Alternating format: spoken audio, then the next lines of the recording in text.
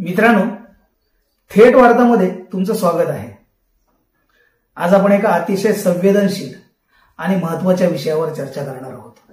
राजकारणातील वाढती धार्मिकता आणि त्याचा विद्यार्थ्यांवर होणारा परिणाम।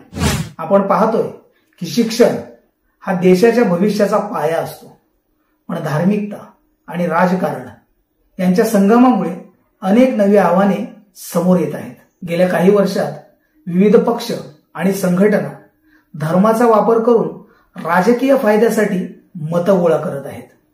यामुळे समाजात विभाजन वाढते, परस्परांबद्दल संशय निर्माण होतो आणि शांतताऐवजी अस्वस्थतेचं वातावरण तयार होतं। विद्यार्थी हे देशाच्या भविष्यातील नेतृत्वाची पिढी आहे। त्यांचं मन अजून तयार होत असताना त्यांच्यावर अशा धार्मिक मतप्रवाहांचा प्रभाव पडतो आणि त्यांच्या विचारांमध्ये संकुचितपणा येतो।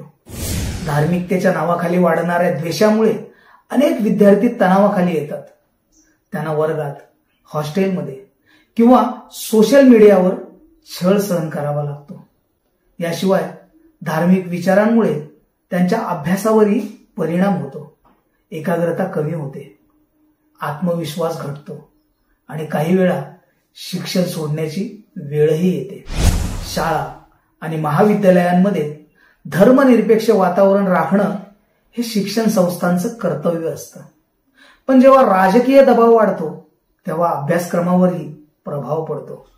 काही वेळा इतिहास किंवा समाजशास्त्र शिकवताना पक्षपातीपणा येतो आणि विद्यार्थ्यांना समतोल दृष्टिकोन मिळत नाही। तज्ञ सांगतात की शिक्षण संस्थांनी विचार स्वातंत्र्य आणि संवादावर भर दिला पाहिजे। विविध धर्माबद्दल जाणून घेण्याची, परस्पर सहिष्णुतेची आणि वैज्ञानिक दृष्टिकोनाची शिकवण विद्यार्थ्यांना दिली पाहिजे। पालक, शिक्षक आणि समाजाने मिळून विद्यार्थ्यांना सुरक्षित आणि सकारात्मक वातावरण दिलं तरच त्यांचं व्यक्तिमत्व खुलून येईल आणि देशाचा विकास होईल। मित्रांनो, शिक्षण हे कोणत्याही समाजासाठी सर्वात मोठं शस्त्र आहे।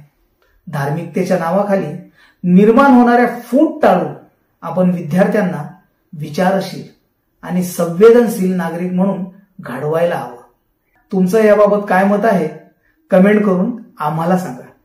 व्हिडिओ आवडल्यास लाईक आणि शेअर करा। धन्यवाद।